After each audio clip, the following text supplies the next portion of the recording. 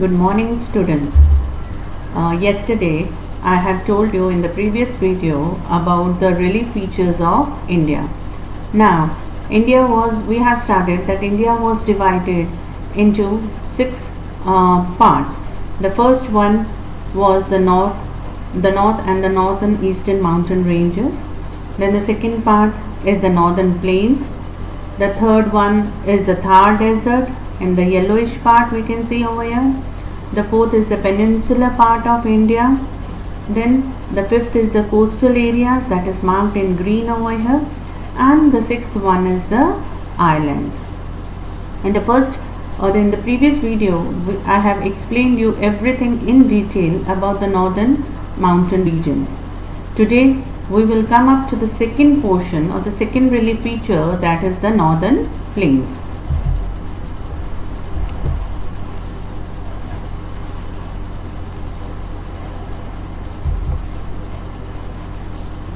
Now, the Great Northern Plains are the most extensive and fertile region of India. It is also known as Ganga-Brahmaputra Plains.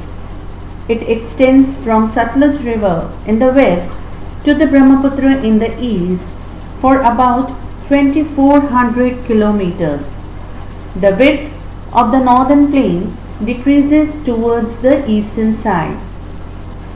It is a vast, flat, low-lying region of alluvial sediments brought by the Himalayan rivers such as Satluj, Ganga and Brahmaputra, which are nearly 50 meters thick.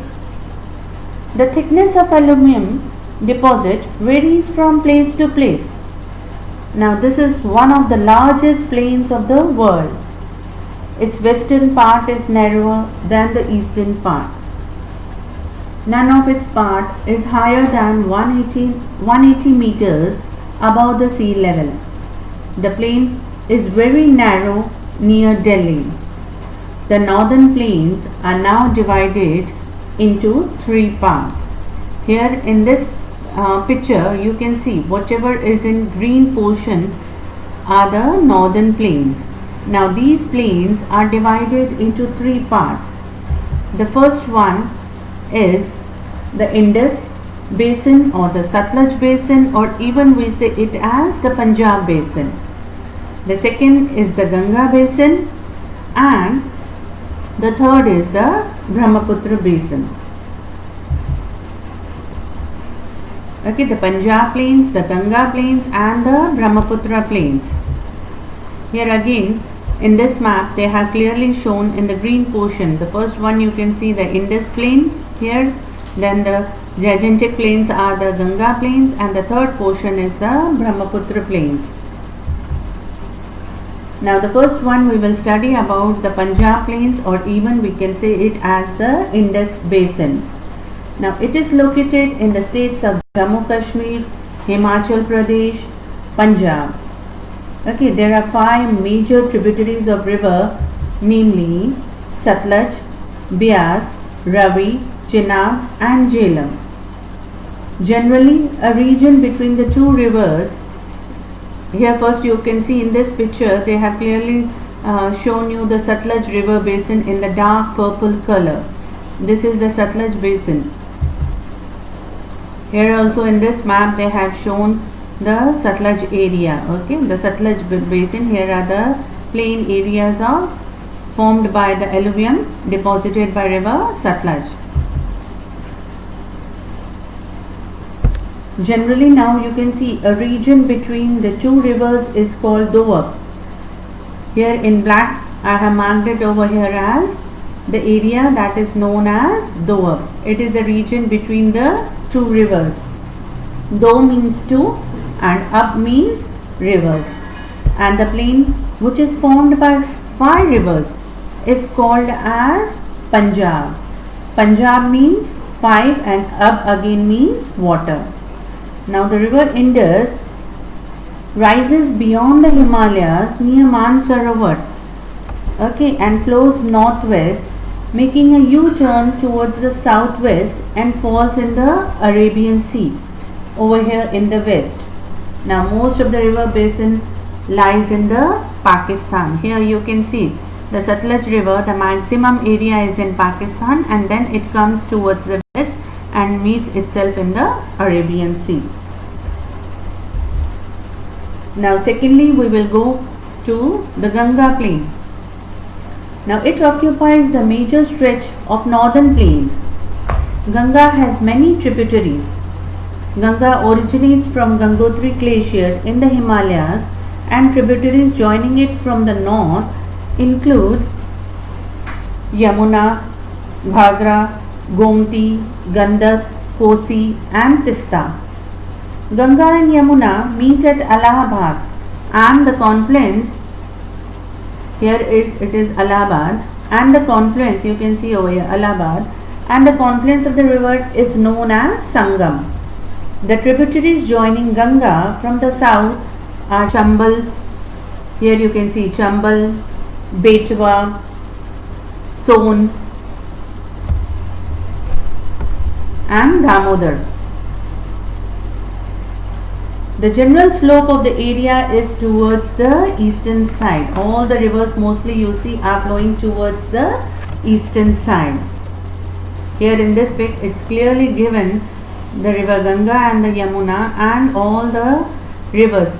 Children, you have to see the rivers very nicely, so that in this chapter as well as in next chapter we will do the map work, and in this map work you have to mark all the rivers and the plain areas.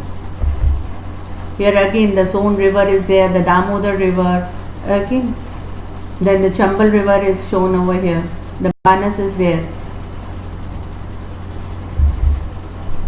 Again in this river I have taken this picture so that you can see the rivers flowing and you can get the idea where you have to mark the particular rivers. Okay, this is just a picture showing the river Ganga and its plain area, such a vast area spread out in hundreds of kilometers. Now the third, we move to the Brahmaputra plain. Now this Brahmaputra valley basin drains in the eastern part of the plains. The Brahmaputra also rises very close to the Indus near Lake Mansarovar, from where it flows eastwards parallel to the Himalayas in Tibet. This is full the Brahmaputra basin, you can see, that is marked in the blue. Here you can see full Brahmaputra that is flowing parallel to the Himalayas. Here it takes a U-turn and enters India. Okay.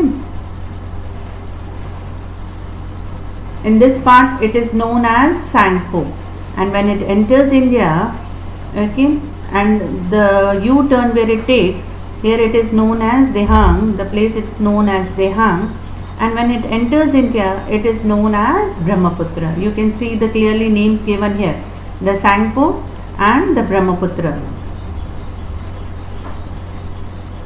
In the lower course of the river in Bangladesh, it is joined by Ganga, and together they make the world's largest and the most fertile delta called as Sundarbans. Okay, again here it meets with Ganga, and here are the Sundarbans areas, the fertile plains of Sundarbans. Again you can see over here the flow of river Ganga, okay, and it enters here in Bangladesh. This is a picture of Brahmaputra plains. Again it has created so much vast fertile plains. Okay, now on the basis of physiography, the plain again, the northern plains are divided into 4 regions. The first is the Babar, second Tarai, third the Khadar, and fourth is the Bangar. Now Babar, now it is found in the foothills of the Shivalik. It is around 8 to 16 kilometers wide. It comprises of pebbles, stud, rocks, and hence no river seen here, as it is assumed that rivers have been lost, but it is not so. This area is not suitable for agriculture. Second is the Tarai region. It is composed of comparatively we can say finer alluvium, and it is covered by forest areas. It has underground streams and makes the area marshy. It is suitable for agriculture and crops which require more of water. Okay, and the crops which require more water can be grown over here. This area is wet, swampy, marshy area. Okay, so this area is known as Tarai region. Now the third one is Khadar and the fourth one is Bangar. Now here you can see the rivers flowing. Here you can see the greenish part is the Khadar and the yellowish part is called as Bangar. Now Khadar, it contains the new alluvium deposited by rivers and it is used extensively for agriculture. Bangar, it covers large parts of northern plains. It is composed of old alluvium soil. Khadar is the new alluvial and Bangar is the old alluvial soil. It contains calcareous deposits locally known as Kangar. Okay, and soil is not very fertile. Okay, not much suitable for agriculture. Now you can see over here the Khadar and the Bangar areas in this picture. Okay, now on the whole, these northern plains are very useful. Now it's a vast area spread from river Indus till Brahmaputra. How are these plains useful? Now this plain is a flat area, so it is suitable for human settlements and buildings of roads and railways. Secondly, new deposits of alluvium every year. Okay, then third, river provides water for irrigation, so a vast land for agriculture is available. And lastly, the favorable climate suitable for human settlement as well as for agriculture all the year round. So here in northern plains we can see the maximum population, maximum agriculture being done over here because of its alluvium deposits. Okay, large fertile plains. So maximum population of India is being settled down over here. Okay, I think children, you have understood this second relief feature of India, the northern plains. In the next video we will continue with the third relief feature. Thank you. Go through the chapter, read the textbook and mark the things and ask whatever you have not understood. Thank you.